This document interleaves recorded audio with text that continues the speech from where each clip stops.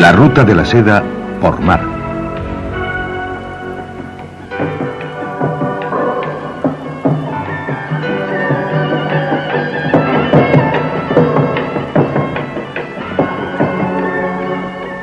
A través de la península de Oro.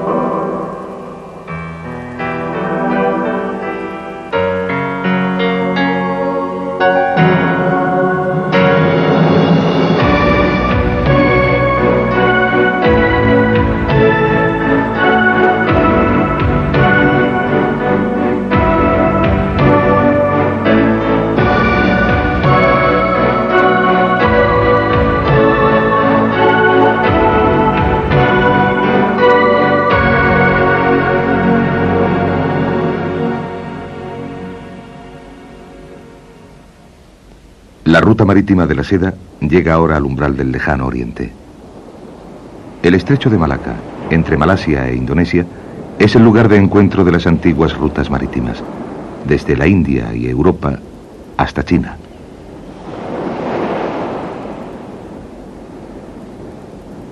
El portugués Barbosa escribió hace 400 años: "Quien quiera que sea el señor de Malaca, tiene a Venecia agarrada por el cuello".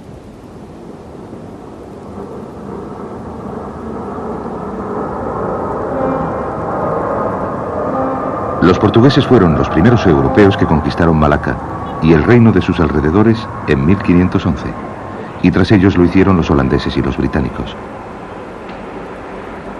Pero a partir de su ascensión en el siglo XV, han llegado hasta aquí gentes de todas las grandes naciones marineras.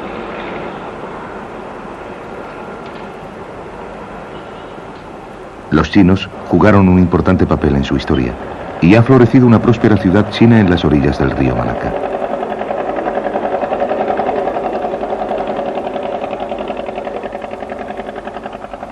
Hoy día, el 90% de la población local es de origen chino.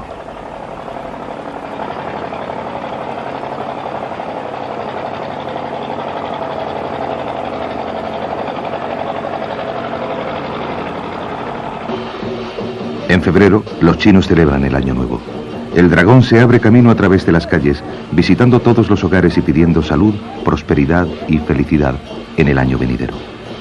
El dragón es un símbolo de enorme buena suerte en la mitología china.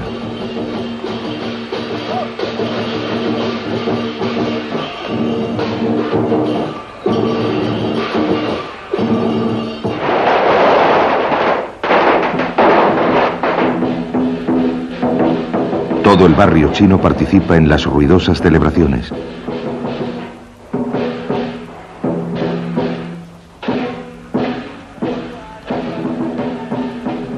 Y muchas otras gentes vienen para presenciar el festival tradicional.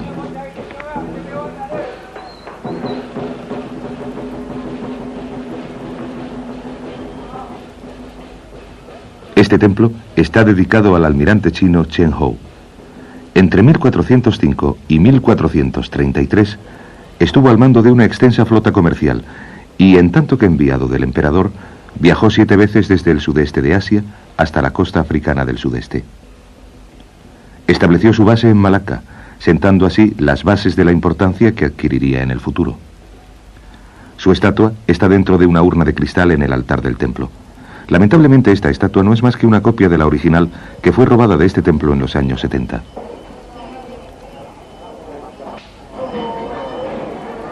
Hasta la llegada de Chen Hou, Malaca estaba obligada a pagar tributos a Tailandia. Entonces, China ofreció al reino su protección, y Malaca se hizo virtualmente independiente, creciendo y prosperando hasta convertirse en el mayor estado comercial del sudeste de Asia. Hoy en día, ese pasado cosmopolita se refleja en la variedad de gentes que hay en las calles de Malaca.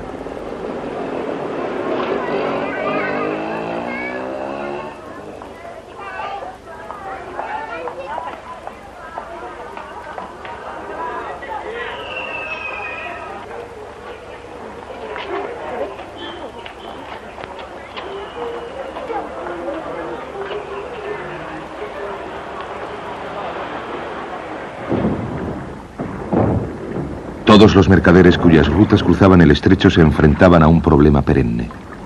Los vientos monzones soplan aquí solo 2 veces al año, de manera que los barcos que arribaban al estrecho en otras épocas tenían que esperar a que soplase el monzón siguiente.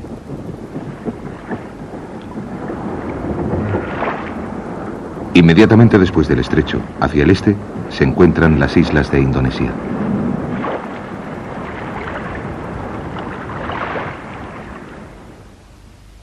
A primeras horas de la mañana, las montañas que rodean la llanura de Java Central se alzan entre la bruma. Ya en el siglo II de nuestra era, los monjes y los mercaderes indios trajeron hasta aquí su cultura y sus creencias.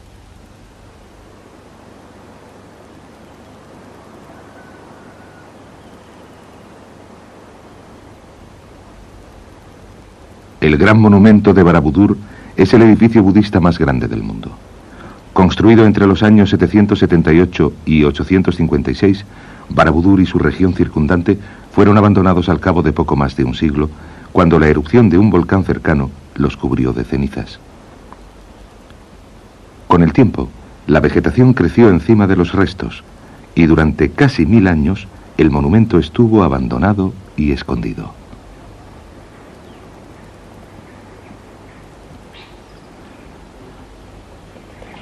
Barabudhur ha sido restaurado en una operación que costó $20 millones y que tardó 10 años. El proyecto fue apoyado por la ayuda internacional a través de los auspicios de la UNESCO, y el monumento restaurado se ha convertido ahora en el símbolo de la Indonesia unida.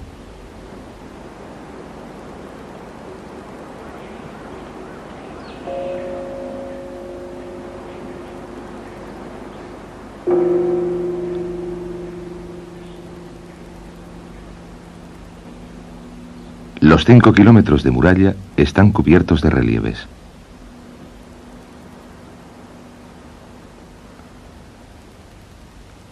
Barabudhur fue construido bajo el mandato de los reyes budistas de la dinastía Sailendra, que también controlaban el comercio entre Oriente y Occidente en esta región. Un famoso relieve muestra a un buque comercial navegando. El relieve ha sido realizado con gran habilidad y atención al detalle. De 1 metro de longitud, muestra a 2 barcos con mástil abriéndose paso a través de unos mares turbulentos, y en el punto en que se encuentra el barco y el mar está el oruga.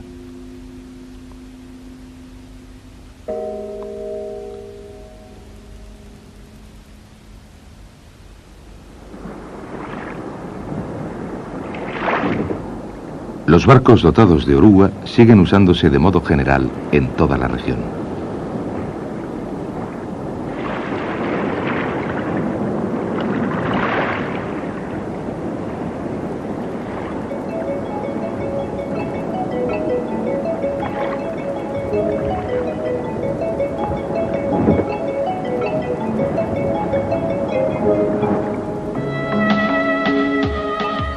Muchas de las flotillas mercantes de Occidente viajaban miles de millas para llegar hasta el grupo de islas que hay esparcidas al este de Java.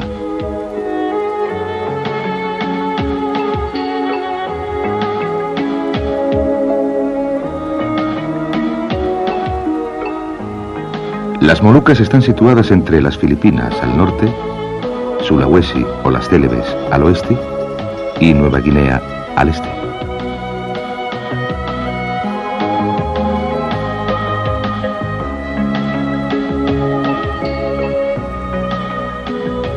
A lo largo de los siglos, las Molucas han sido más conocidas como las Islas de las Especias. Los grandes viajes de exploración de la Europa del siglo XV eran en parte búsqueda de estas islas y de sus valiosísimos productos. En aquellos tiempos, estas islas eran los únicos lugares del mundo donde se cultivaba el clavo y la nuez moscada. Por la noche todavía puede sentirse el aroma de las especias que desde las islas se esparce sobre el mar.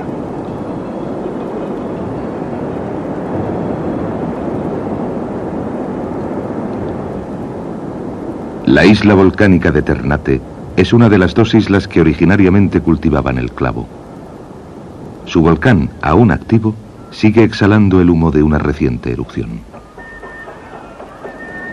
Las gentes de Ternate vuelven a interpretar una escena de los viejos días del comercio, para mostrar cómo los botes llevaban el clavo desde las playas hasta los barcos mercantes que esperaban en alta mar.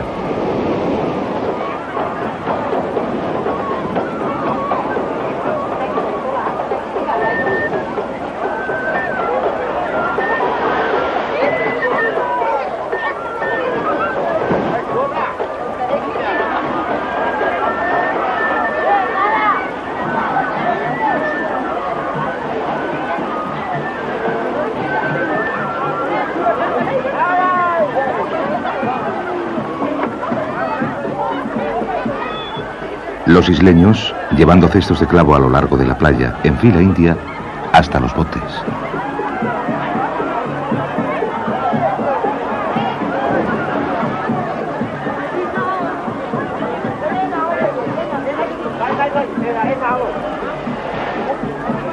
El clavo está listo para ser vendido a los mercaderes que esperan en el mar.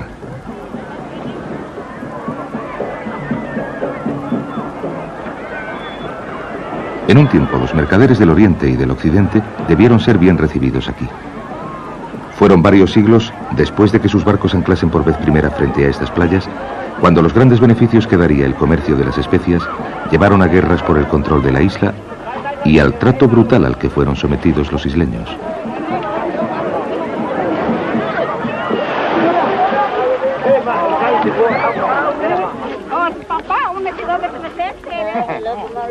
En las colinas se está recolectando la nuez moscada.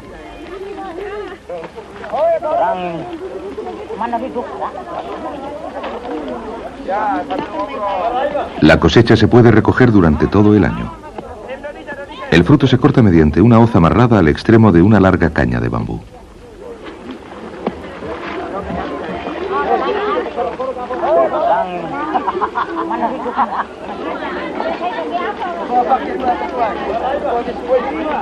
El fruto de la nuez moscada se parece a una ciruela. Se corta por la mitad para revelar un hueso negro cubierto por una piel rojiza. Esta piel se retira con cuidado con una espátula de bambú y se convierte en la especia macis. La nuez moscada propiamente dicha se encuentra en el interior del hueso.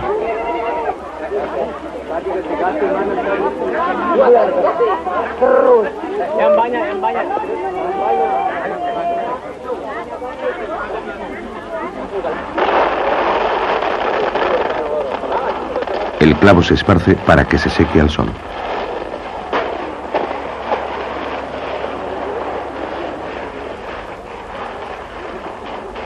El clavo es el capullo seco de una diminuta flor. Hasta finales del siglo XVIII, cuando se plantaron claveros en Zanzíbar, el clavo solo se cultivaba en estas islas. El clavo y la nuez moscada se comerciaron por vez primera con la China, y allí se valoraban como medicamentos para el estómago y el hígado. Se dice que los árabes medievales comían clavos para detener el envejecimiento y las canas. En Europa se convirtió en una especia indispensable, como la pimienta, empleada para conservar y sazonar la carne.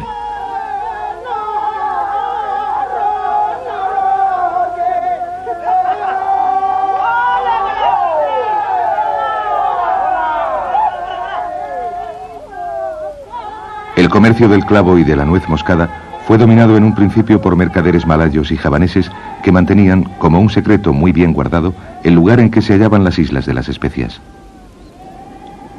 Fue entonces cuando los viajeros europeos del siglo XV se lanzaron al descubrimiento de estas islas del tesoro, y las ruinas de los fuertes construidos por sucesivos invasores pueden encontrarse esparcidas por todas sus playas. Después de tomar Malaca en 1511, los portugueses enviaron una expedición a las islas de las especias, y 10 años más tarde, la flota española de Magallanes llegó, tras haber navegado alrededor del mundo, en busca de nuez moscada y clavo. En el siglo XVI, Inglaterra y Holanda se les unieron, y la guerra del comercio creció hasta convertirse en una serie de sangrientas batallas. Con el tiempo, los holandeses establecieron su dominio sobre la zona. Los isleños aún siguen representando mediante la danza la llegada de los conquistadores europeos y las subsiguientes batallas que tuvieron lugar por el dominio de sus tierras.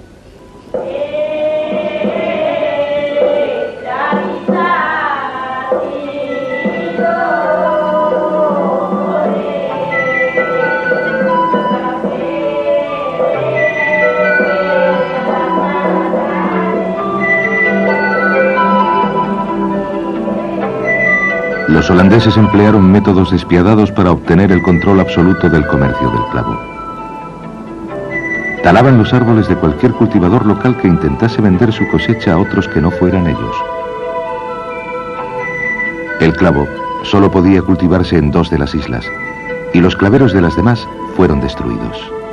Cuando los holandeses consiguieron su monopolio, incendiaron los árboles de los cultivadores que excediesen la cuota impuesta.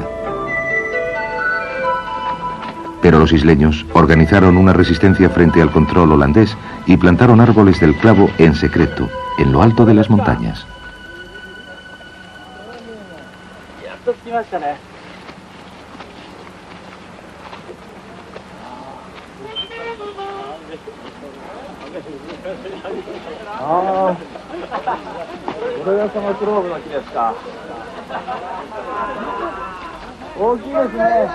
Este árbol imponente, plantado en aquella época, se ha convertido en un monumento a la resistencia de los isleños.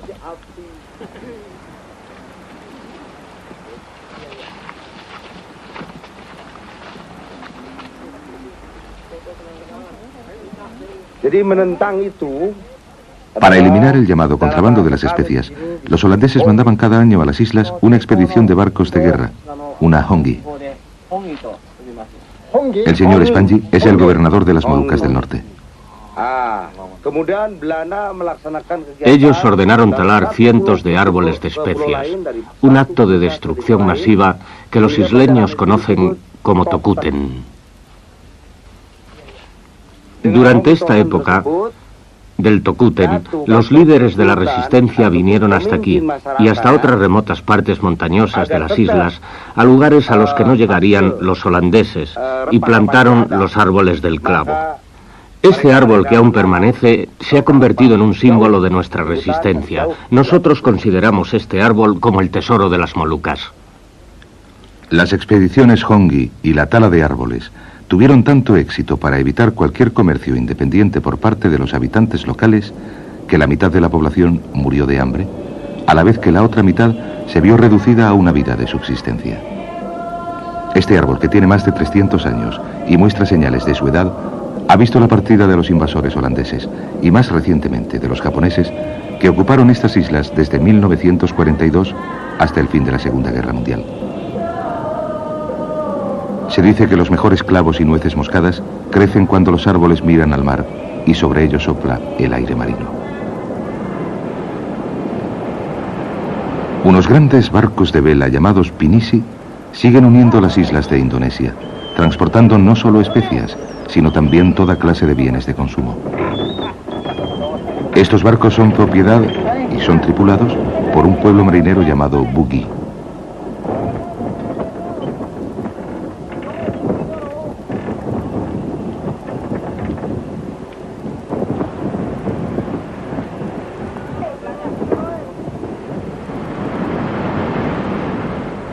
Los Bugis lucharon muchas batallas durante los días de la ocupación holandesa.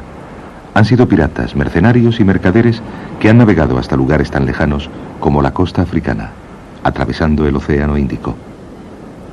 Incluso ahora, ellos controlan la mayor parte del transporte marítimo de las islas.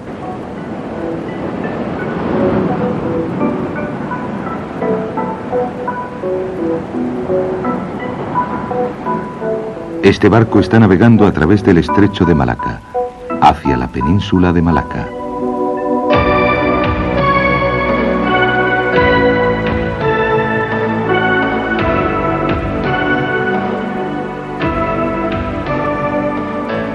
Hoy día, el estrecho sigue siendo una ruta marítima muy ocupada por los buques cisterna que hacen el trayecto entre Oriente y Occidente.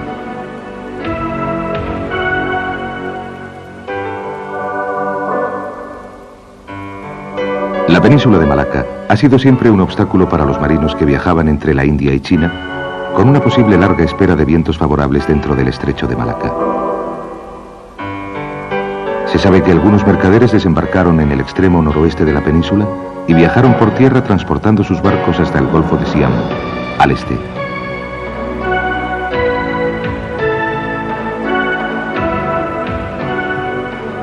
Probablemente una de estas rutas llevaba desde Kraburi, en la costa oeste, hasta Surat Thani, en la costa este.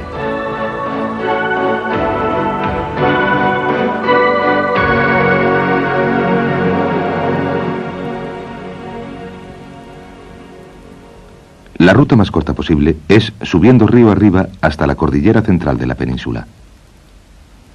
Cuando el río se hace innavegable, hay un viaje por encima de las cimas montañosas de unos 20 kilómetros hasta donde el río Panduan, en la ladera oriental de la cordillera, fluye hasta la bahía de Siam.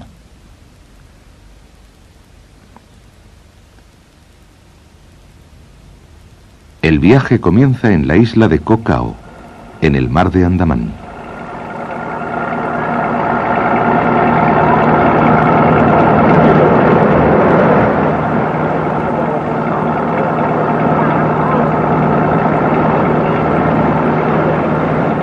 Tres doctores del Departamento Tailandés de Bellas Artes, el profesor Vidya Witakosa, la señora Amara Srisuchat y su marido Tarrapong, dirigen a un equipo que espera viajar a lo largo de esta ruta. La señora Srisuchat y su marido ya han viajado parte de este recorrido hace algunos años.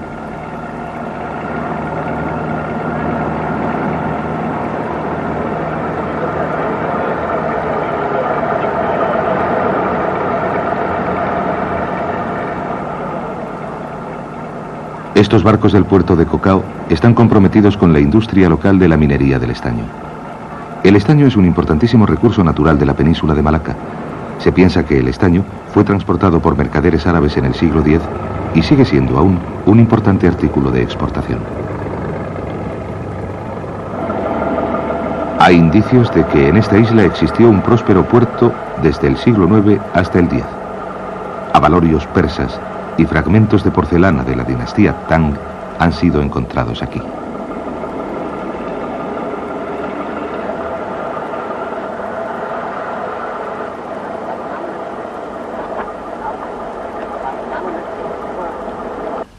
Ahora, la isla ha regresado a su estado natural.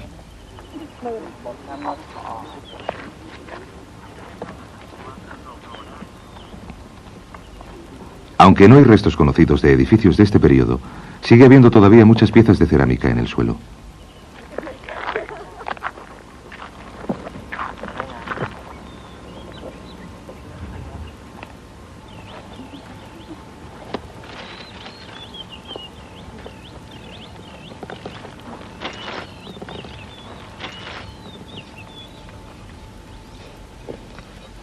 Esta pequeña vasija verde probablemente fue hecha en Persia, en algún momento entre los siglos VIII y IX, un tiempo en el que llegó por vez primera la influencia islámica hasta el sudeste de Asia.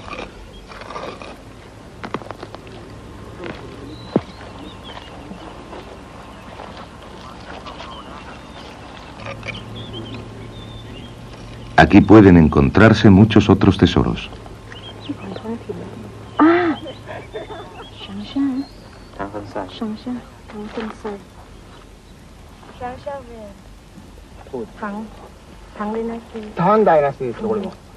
Una pieza de porcelana de Changsha, de la provincia china de Hunan, que data de la dinastía Tang.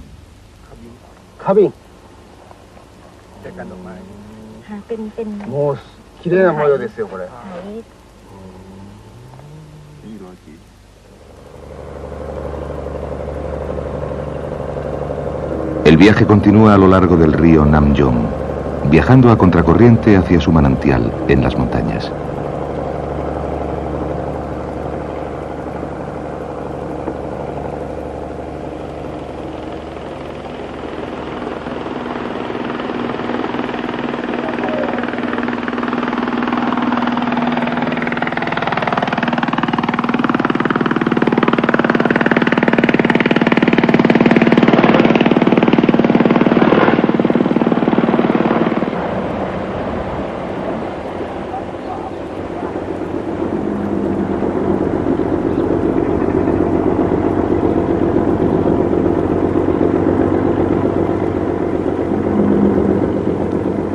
Es febrero, el mes más seco. Después de 15 kilómetros, el río se hace poco profundo y el casco del barco se acerca peligrosamente al lecho del torrente.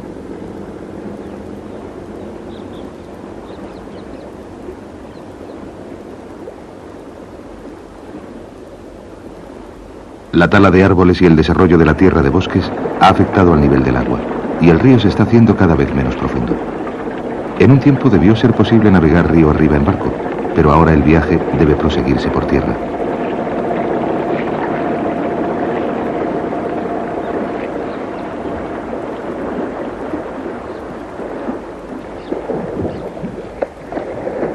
Los elefantes serán una parte esencial de la expedición. El profesor Witakosa tiene una teoría que espera poner a prueba con ayuda de los elefantes.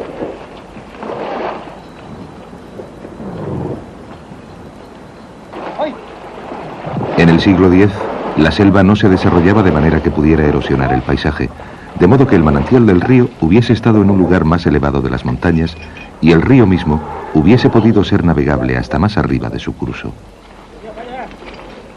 La teoría del profesor Witakosa es que se empleaban elefantes para arrastrar los barcos a lo largo de los 20 kilómetros de cordillera montañosa que quedaban hasta el río. Y él está planeando emplear elefantes para poner a prueba esta teoría. Primero hay que hacer un trineo para transportar al barco en su viaje por tierra.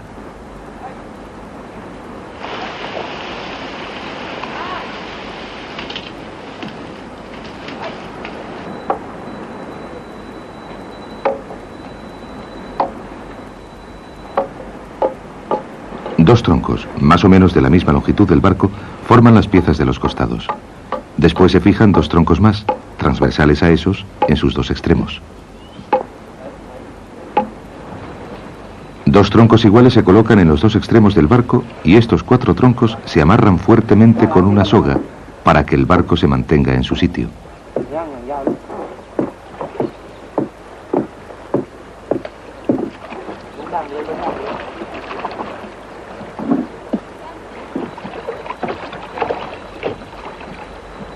El trabajo habitual de estos elefantes es el arrastre de árboles, y en general estos elefantes de labor pueden arrastrar al menos 2 toneladas. Pero cuando se engancha un elefante a uno de estos barcos, es incapaz de arrastrarlo.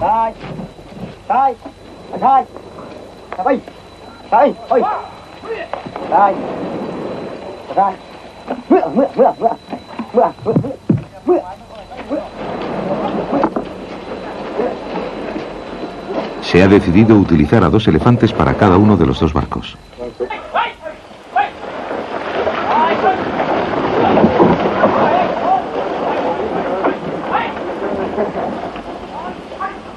Los sacerdotes, disfrutando de la sombra de un inmenso árbol, apenas dan crédito a sus ojos. La gente de los alrededores viene para sumarse a la procesión y darle una buena despedida a la expedición.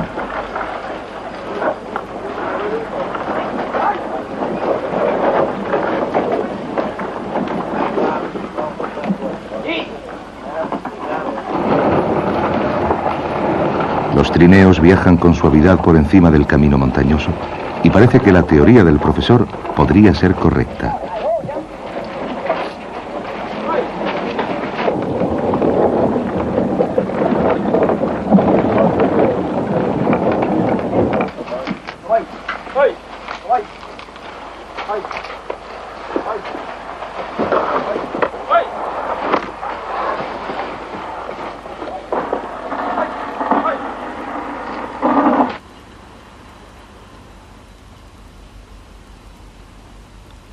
En el transcurso de la historia, se han empleado elefantes amaestrados para tareas duras en terrenos difíciles.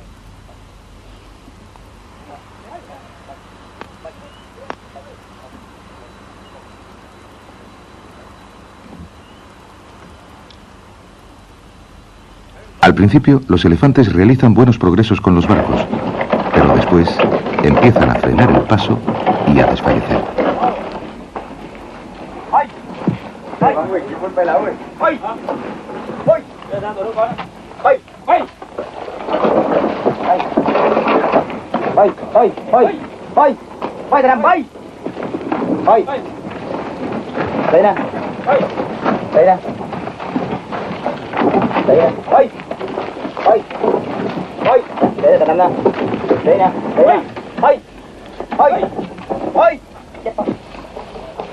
Y por fin se detienen, incapaces o reacios a continuar.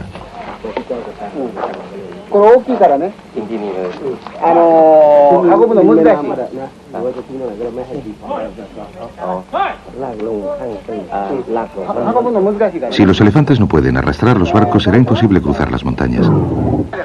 Han recorrido solamente unos cuantos kilómetros desde el punto de partida antes de detenerse. Evidentemente, hay que volver a pensar todo el plan. Con solo 4 elefantes y necesitando 2 para cada barco, es imposible hacer una pausa en el trabajo. Hay que abandonar uno de los barcos para que los elefantes puedan guardar turno para que los enganchen.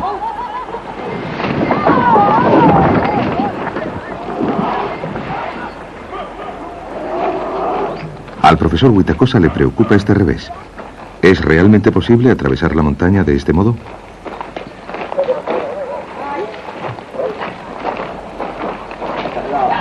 Aun cuando solo tienen un barco que arrastrar, los elefantes siguen deteniéndose.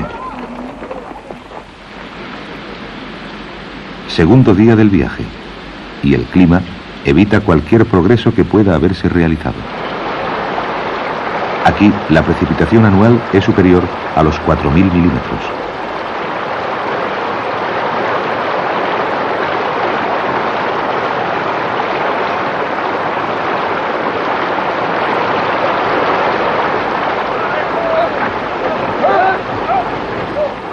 El clima de Malasia, con su elevada humedad y temperatura, es el peor enemigo de los arqueólogos.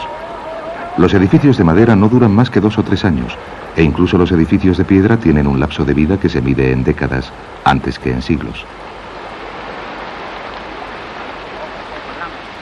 En este clima, los arqueólogos no tienen esperanza alguna de encontrar ningún resto que pueda demostrar que esta ruta ha sido utilizada durante muchos siglos. En la mayoría de los demás lugares del mundo, donde los edificios no se ven sujetos al poder destructivo de este diluvio anual, pueden tener la esperanza de encontrar reliquias de las viejas estaciones comerciales que marcan otras rutas de la antigüedad. El hecho es que no han encontrado ninguna prueba que pueda apoyar la teoría del profesor Witakosa.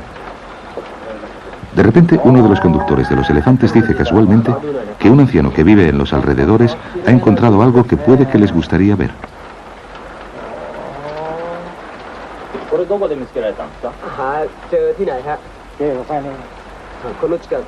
Dice que ha encontrado estos preciosos abalorios junto al río.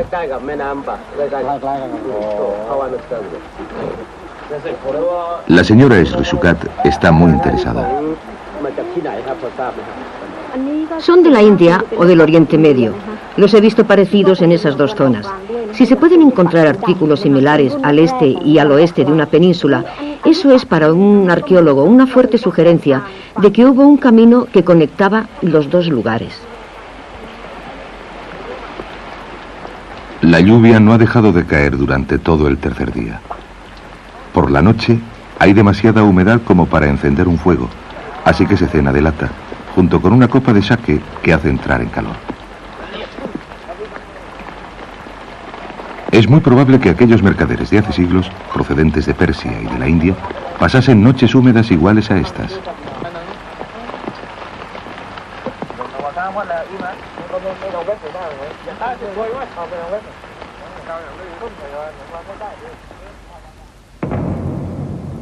No es un hecho extraño el que los barcos atraviesen las montañas. En el siglo XV la flota turca otomana se hizo a la mar para atacar Constantinopla, pero las gentes de la ciudad extendieron cadenas a través del puerto del Cuerno de Oro para bloquear su entrada. El sultán Mehmed ordenó que 70 de sus naves cruzasen las montañas. Bueyes y soldados atravesaron las montañas arrastrando los barcos desde el estrecho del Bósforo hasta el puerto, donde realizaron un decisivo ataque por sorpresa.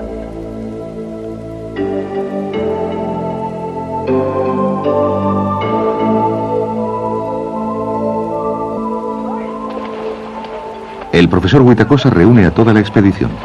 Si los turcos pudieron mover 70 barcos de guerra, seguro que los comerciantes pudieron trasladar a un barco pequeño, especialmente con la ayuda de elefantes.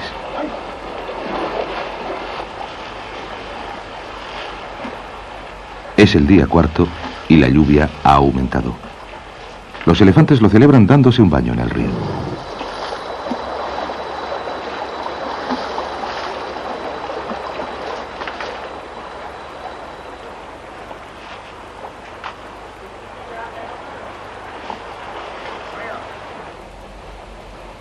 Estas gentes andan buscando estaño.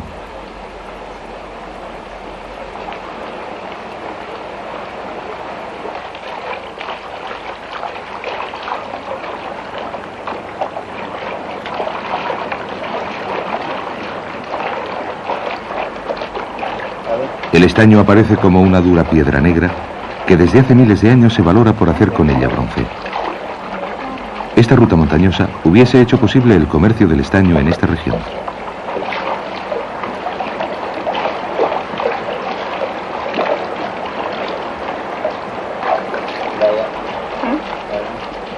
Después de la lluvia, el camino es resbaladizo, lo que facilita a los elefantes el arrastre de los barcos. Ahora se las arreglan para moverse más deprisa, pero sorprendentemente no parecen tener mucha energía. Cada 200 metros aproximadamente se paran para descansar y recuperarse un poco, sin atender a los gritos de sus domadores.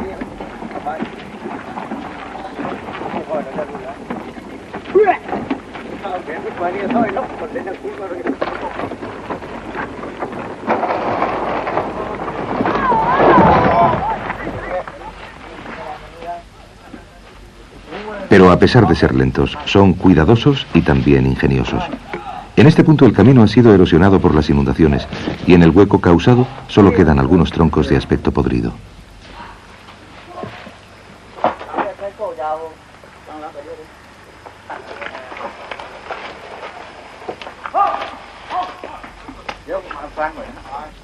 Colocan más troncos a través del barranco y el primer elefante da un paso cuidadoso, dejando caer gradualmente su peso encima de ellos.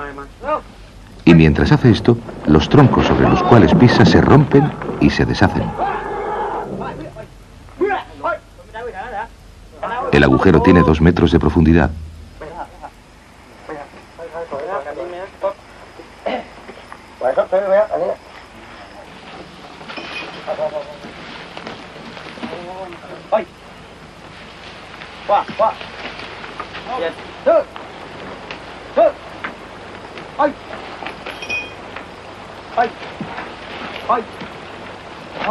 Al fin, los elefantes y el barco llegan a salvo al otro lado.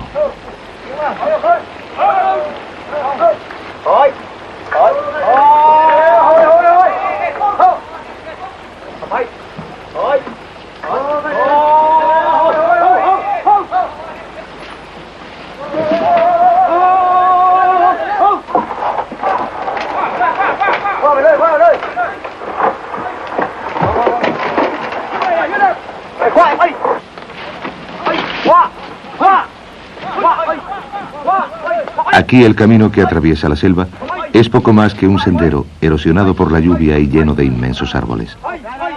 A menudo el barco se ve atrapado dentro de un bache y todos tienen que ayudar a sacarlo de ahí.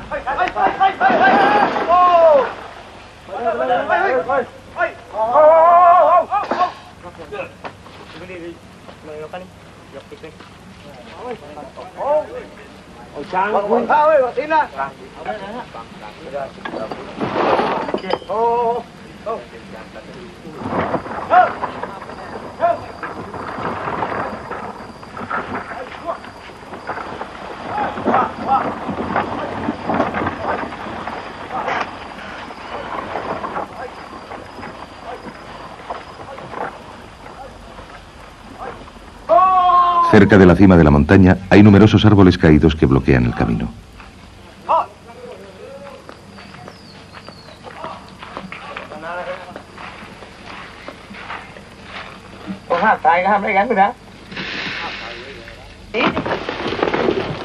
Los elefantes y sus cuidadores consiguen superar los obstáculos y siguen trepando.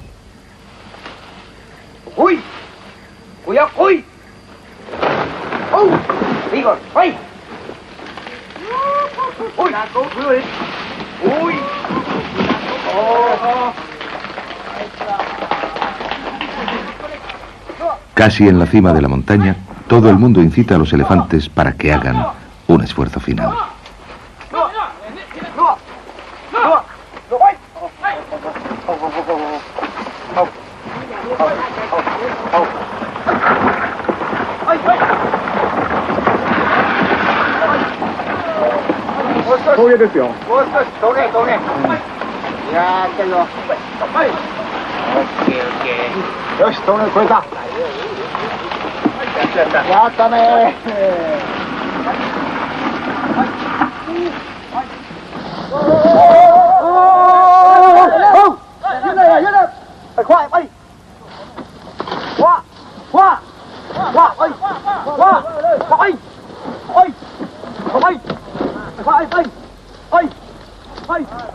Por fin, el sendero conduce pendiente abajo.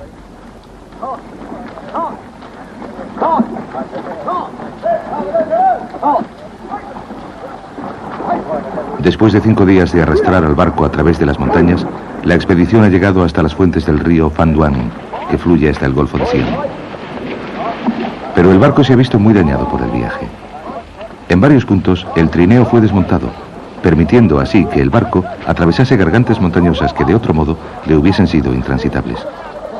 Los tablones se han arruinado al haber sido arrastrados por encima del suelo.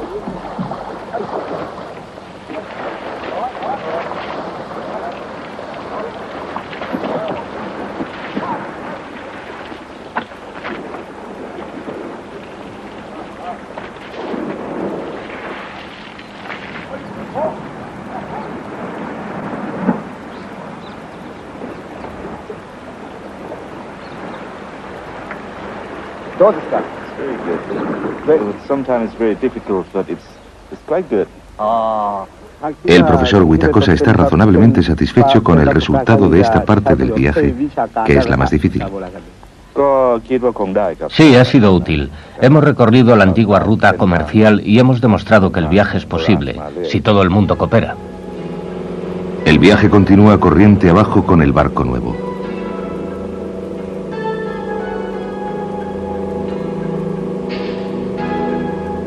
El río desemboca en un gran lago que ha sido represado desde 1986.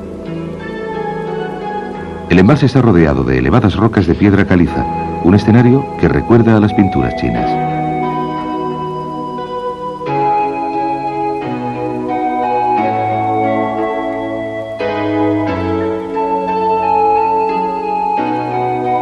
El río Phan Duan fluye desde el pantano hasta el Golfo de Siam.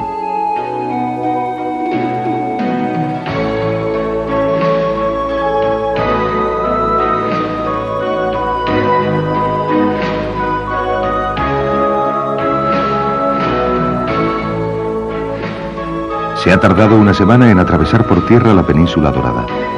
Los barcos tenían que esperar varios meses en el estrecho de Malaca hasta que un viento favorable les acelerase su camino. Aunque el viaje por tierra era difícil, el tiempo que se ahorraba debió ser valiosísimo. Esto es Chaya, donde el río desemboca en el mar. Chaya fue uno de los puertos del reino medieval de Srivijaya. La playa está llena de pedazos de cerámica china de esa época. En esta playa debió haber un embarcadero en el que se cargaban las mercancías. Estos pedazos son probablemente fragmentos de piezas que se cayeron al mar y se rompieron, o piezas dañadas que los comerciantes despreciaron.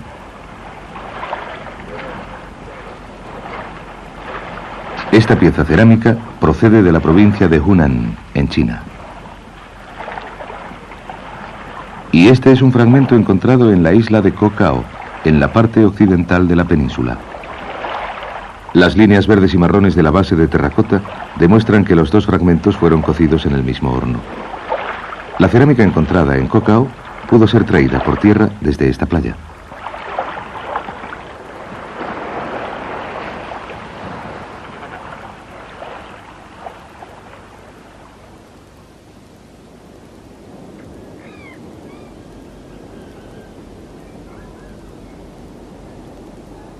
Aunque los mercaderes viniesen por tierra o atravesando el estrecho de Malaca, todos navegaron por el Golfo de Siam en su camino de ida o vuelta a Tailandia, Indonesia y Vietnam.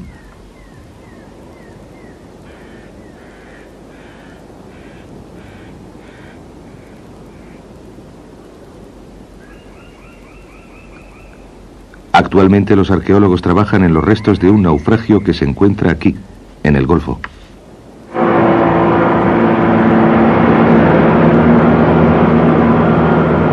Los trabajos comenzaron en 1974 como proyecto conjunto de la Marina tailandesa y de los arqueólogos daneses. Más adelante, el Departamento Tailandés de Bellas Artes creó una sección arqueológica que ahora está implicada en el proyecto.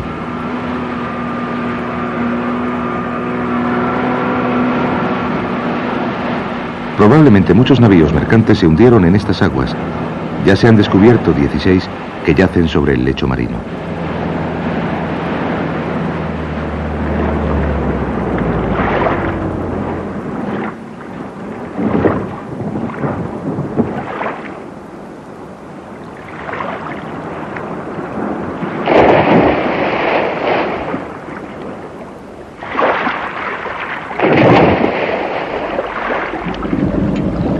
Aquí la visibilidad es solo de unos 2 metros.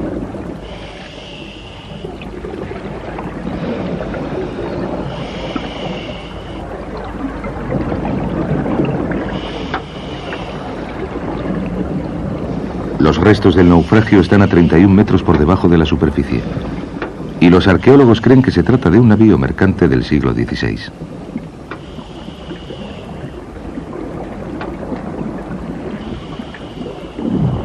Este gran recipiente se utilizaba probablemente para almacenar los suministros de agua.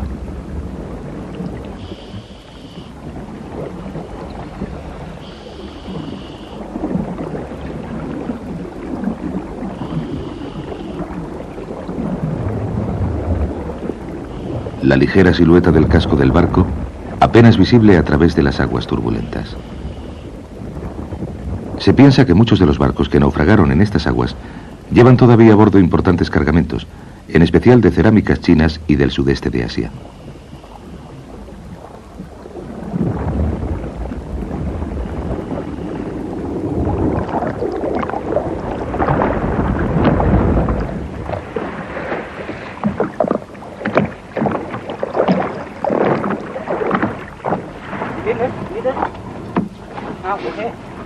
Los jarros para el agua son probablemente tailandeses, del siglo XV o XVI.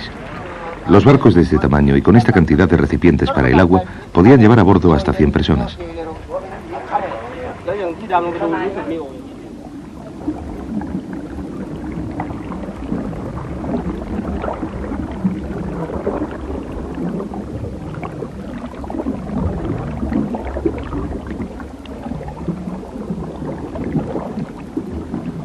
Las monedas de cobre chinas ayudan a identificar la edad del barco.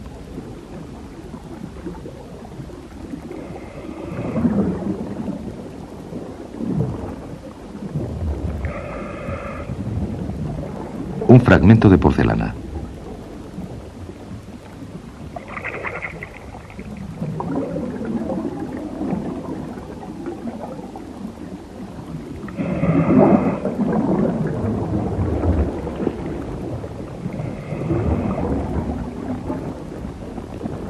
Y debajo de este barro, otra estupenda pieza de porcelana china que ha estado yaciendo aquí, sobre el lecho del mar, desde hace 400 años. A 11.000 kilómetros de Roma, estas aguas fluyen al mar de la China meridional y hacia los lugares del lejano oriente, los más orientales de la ruta de la seda por mar.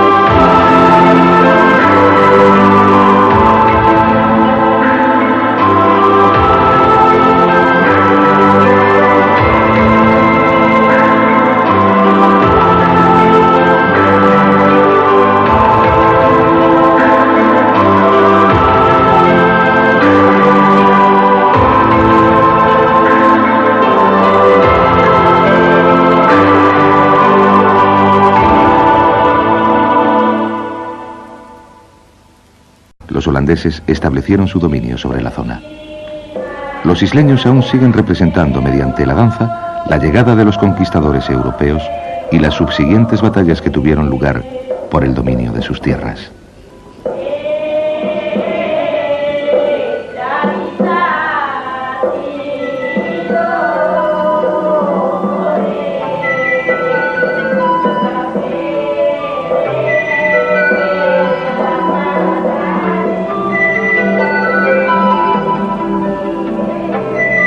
Los holandeses emplearon métodos despiadados para obtener el control absoluto del comercio del clavo. Talaban los árboles de cualquier cultivador local que intentase vender su cosecha a otros que no fueran ellos. El clavo solo podía cultivarse en 2 de las islas, y los claveros de las demás fueron destruidos. Cuando los holandeses consiguieron su monopolio, incendiaron los árboles de los cultivadores que excediesen la cuota impuesta. Pero los isleños organizaron una resistencia frente al control holandés y plantaron árboles del clavo en secreto, en lo alto de las montañas.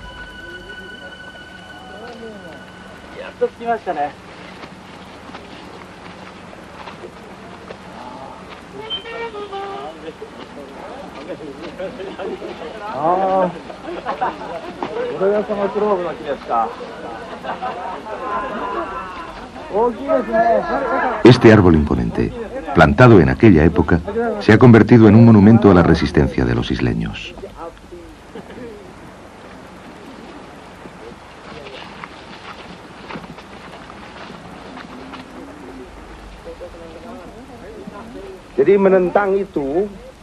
Para eliminar el llamado contrabando de las especias, los holandeses mandaban cada año a las islas una expedición de barcos de guerra, una hongi. El señor Spanji es el gobernador de las Molucas del Norte. Ellos ordenaron talar cientos de árboles de especias, un acto de destrucción masiva que los isleños conocen como tokuten.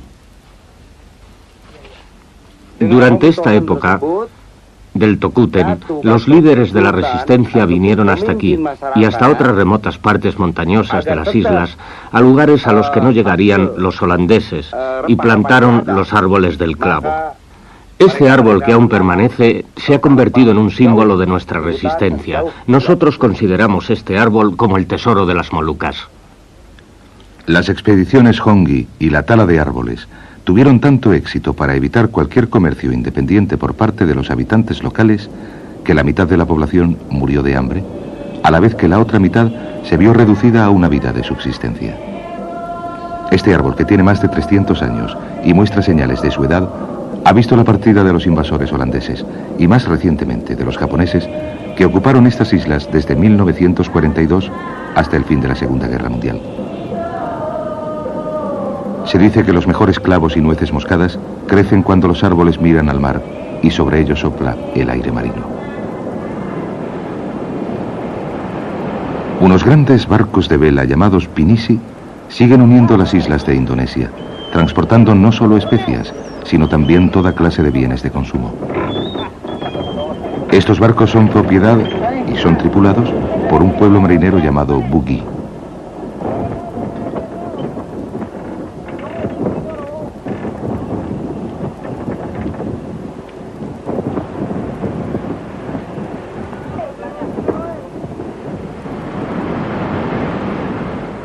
Los Bugis lucharon muchas batallas durante los días de la ocupación holandesa. Han sido piratas, mercenarios y mercaderes que han navegado hasta lugares tan lejanos como la costa africana, atravesando el Océano Índico. Incluso ahora, ellos controlan la mayor parte del transporte marítimo de las islas.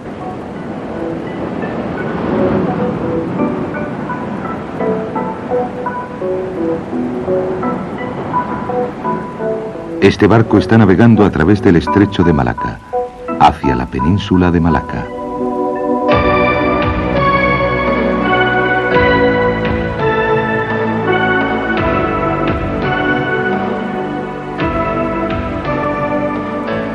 Hoy día, el estrecho sigue siendo una ruta marítima muy ocupada por los buques cisterna que hacen el trayecto entre Oriente y Occidente.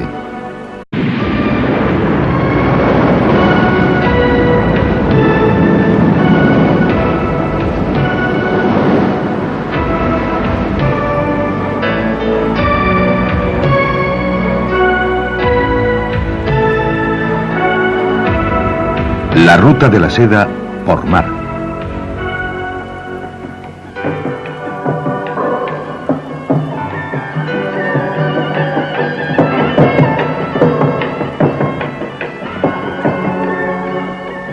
A través de la península de Oro.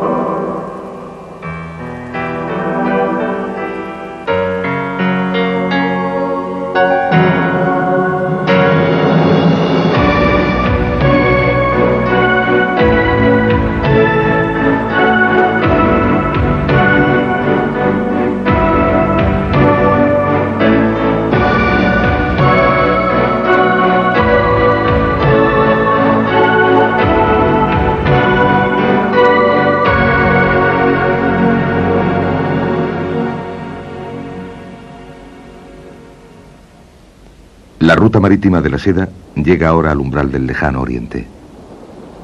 El estrecho de Malaca, entre Malasia e Indonesia, es el lugar de encuentro de las antiguas rutas marítimas, desde la India y Europa hasta China.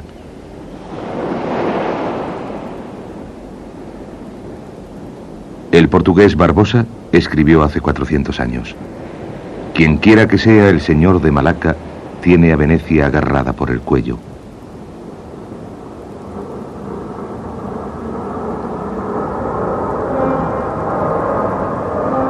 Los portugueses fueron los primeros europeos que conquistaron Malaca y el reino de sus alrededores en 1511, y tras ellos lo hicieron los holandeses y los británicos. Pero a partir de su ascensión en el siglo XV, han llegado hasta aquí gentes de todas las grandes naciones marineras.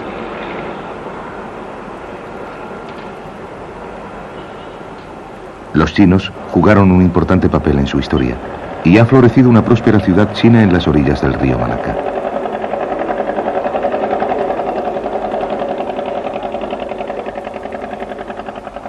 Hoy día, el 90% de la población local es de origen chino.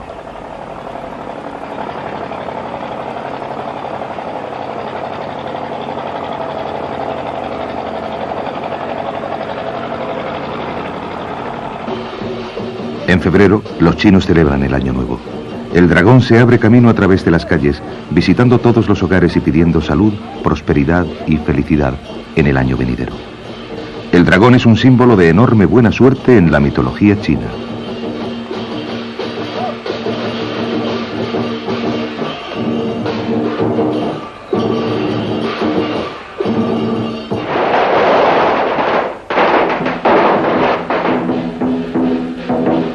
Todo el barrio chino participa en las ruidosas celebraciones.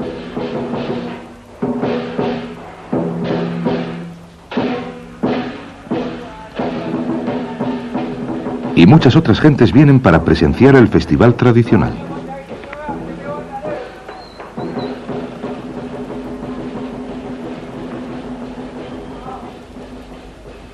Este templo está dedicado al almirante chino Chen Hou.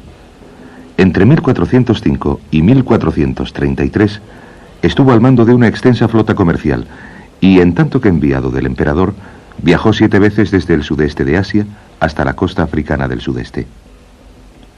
Estableció su base en Malaca, sentando así las bases de la importancia que adquiriría en el futuro.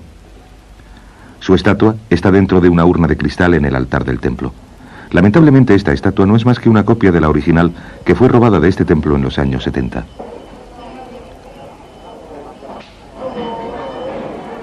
Hasta la llegada de Chen Hou, Malaca estaba obligada a pagar tributos a Tailandia. Entonces, China ofreció al reino su protección, y Malaca se hizo virtualmente independiente, creciendo y prosperando hasta convertirse en el mayor estado comercial del sudeste de Asia. Hoy en día ese pasado cosmopolita se refleja en la variedad de gentes que hay en las calles de Malaca.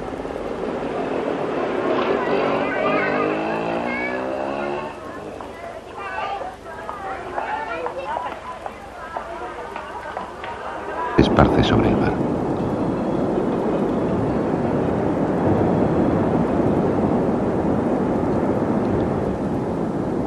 La isla volcánica de Ternate es una de las 2 islas que originariamente cultivaban el clavo. Su volcán, aún activo, sigue exhalando el humo de una reciente erupción. Las gentes de Ternate vuelven a interpretar una escena de los viejos días del comercio para mostrar cómo los botes llevaban el clavo desde las playas hasta los barcos mercantes que esperaban en alta mar.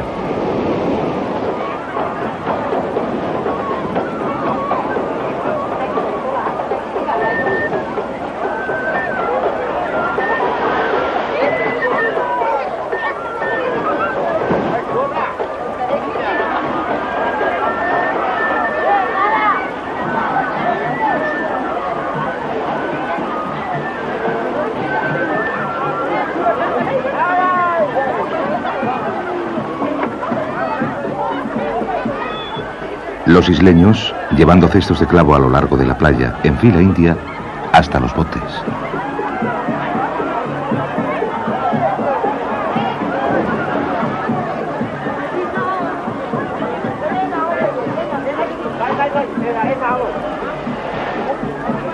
El clavo está listo para ser vendido a los mercaderes que esperan en el bar.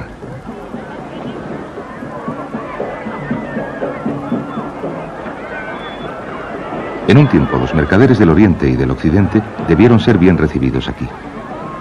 Fueron varios siglos después de que sus barcos anclasen por vez primera frente a estas playas, cuando los grandes beneficios que daría el comercio de las especias llevaron a guerras por el control de la isla y al trato brutal al que fueron sometidos los isleños.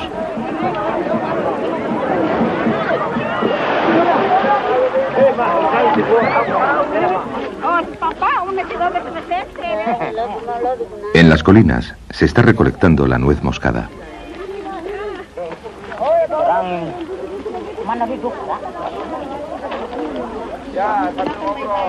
La cosecha se puede recoger durante todo el año. El fruto se corta mediante una hoz amarrada al extremo de una larga caña de bambú.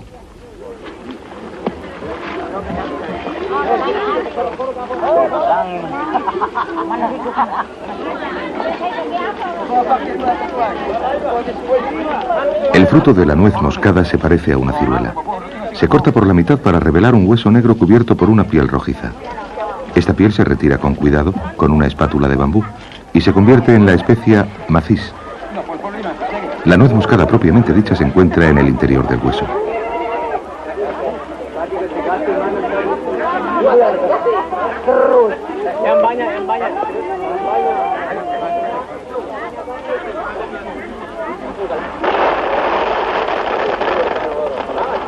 El clavo se esparce para que se seque al sol.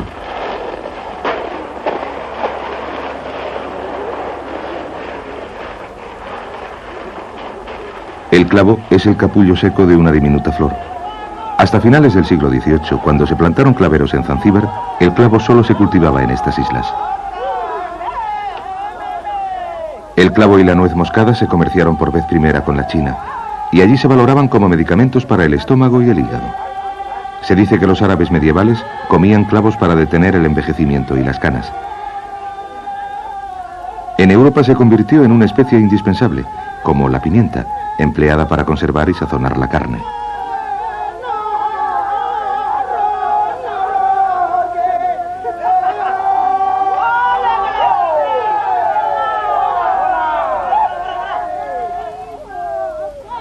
El comercio del clavo y de la nuez moscada fue dominado en un principio por mercaderes malayos y javaneses que mantenían, como un secreto muy bien guardado, el lugar en que se hallaban las islas de las especias.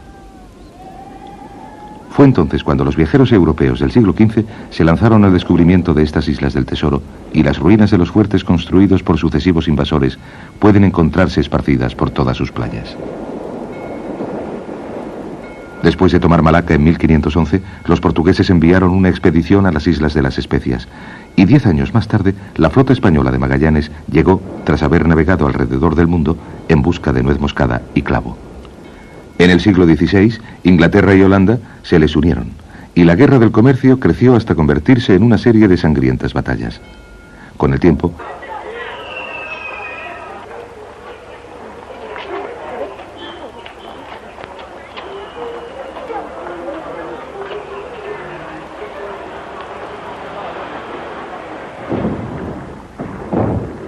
todos los mercaderes cuyas rutas cruzaban el estrecho se enfrentaban a un problema perenne. Los vientos monzones soplan aquí solo 2 veces al año, de manera que los barcos que arribaban al estrecho en otras épocas tenían que esperar a que soplase el monzón siguiente.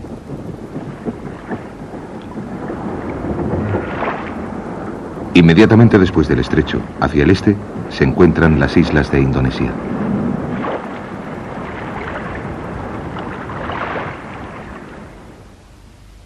A primeras horas de la mañana, las montañas que rodean la llanura de Java Central se alzan entre la bruma.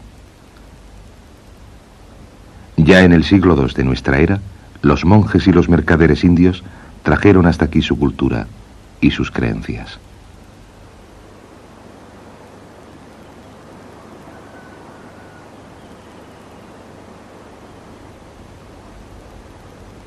El gran monumento de Barabudhur es el edificio budista más grande del mundo. Construido entre los años 778 y 856, Barabudhur y su región circundante fueron abandonados al cabo de poco más de un siglo, cuando la erupción de un volcán cercano los cubrió de cenizas. Con el tiempo, la vegetación creció encima de los restos y durante casi 1000 años el monumento estuvo abandonado y escondido.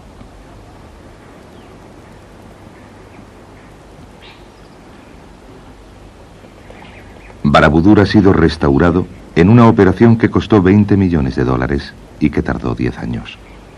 El proyecto fue apoyado por la ayuda internacional a través de los auspicios de la UNESCO, y el monumento restaurado se ha convertido ahora en el símbolo de la Indonesia unida.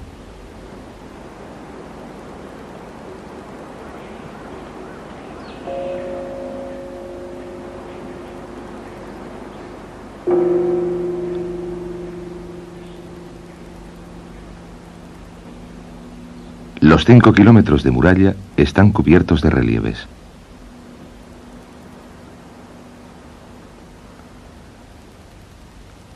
Barabudúr fue construido bajo el mandato de los reyes budistas de la dinastía Sailendra, que también controlaban el comercio entre Oriente y Occidente en esta región. Un famoso relieve muestra a un buque comercial navegando.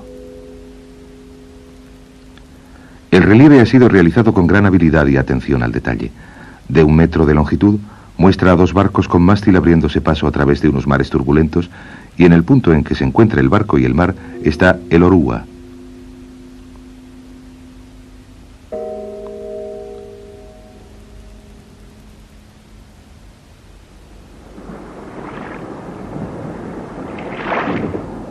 Los barcos dotados de Oruwa siguen usándose de modo general en toda la región.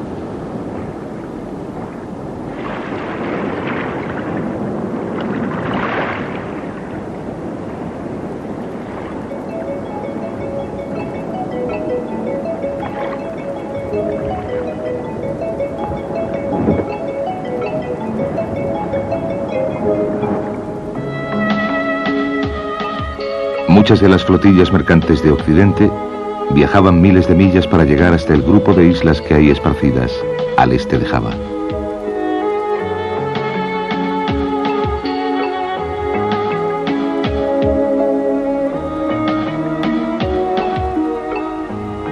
Las Molucas están situadas entre las Filipinas al norte, Sulawesi o las Célebes al oeste y Nueva Guinea al este.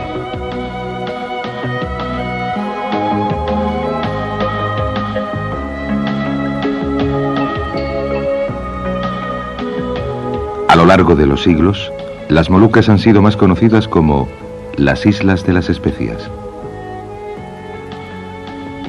Los grandes viajes de exploración de la Europa del siglo XV eran en parte búsqueda de estas islas y de sus valiosísimos productos. En aquellos tiempos, estas islas eran los únicos lugares del mundo donde se cultivaba el clavo y la nuez moscada. Por la noche todavía puede sentirse el aroma de las especias que desde las islas se...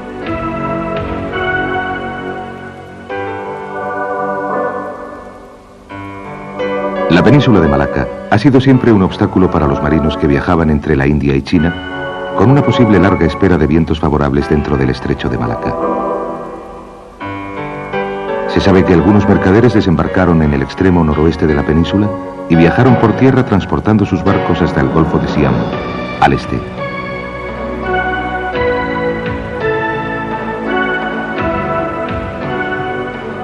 Probablemente una de estas rutas llevaba desde Kraburi, en la costa oeste, hasta Surat Thani, en la costa este.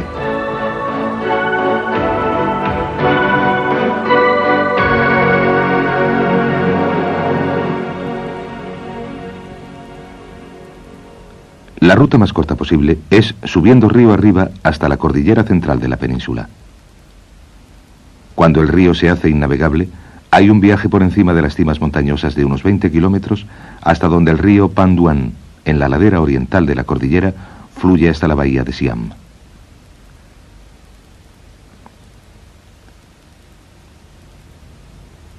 El viaje comienza en la isla de Koh Kao, en el mar de Andamán.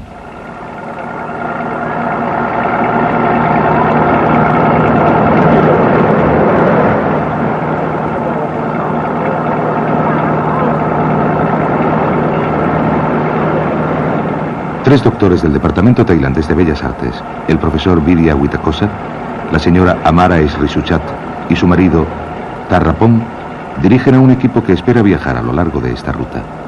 La señora Srisuchat y su marido ya han viajado parte de este recorrido hace algunos años.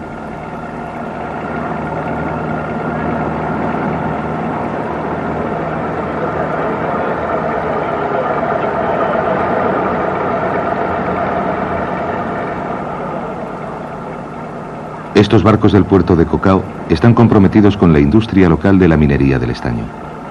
El estaño es un importantísimo recurso natural de la península de Malaca. Se piensa que el estaño fue transportado por mercaderes árabes en el siglo X y sigue siendo aún un importante artículo de exportación. Hay indicios de que en esta isla existió un próspero puerto desde el siglo IX hasta el X. Abalorios persas y fragmentos de porcelana de la dinastía Tang han sido encontrados aquí.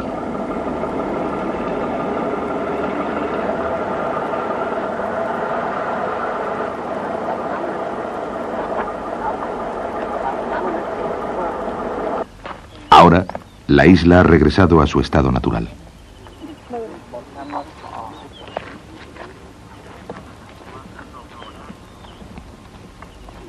Aunque no hay restos conocidos de edificios de este periodo, sigue habiendo todavía muchas piezas de cerámica en el suelo.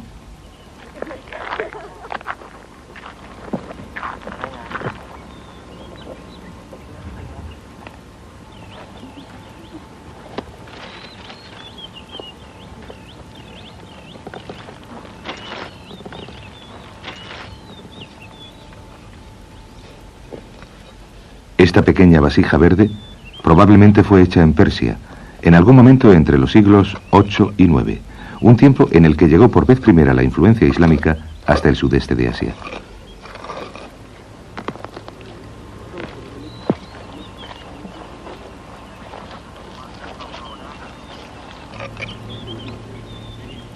Aquí pueden encontrarse muchos otros tesoros.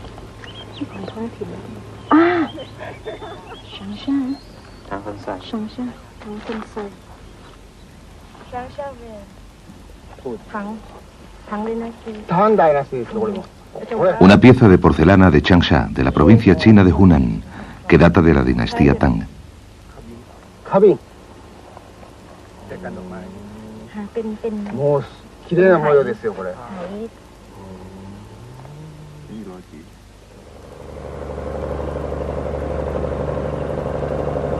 El viaje continúa a lo largo del río Namyong, viajando a contracorriente hacia su manantial en las montañas.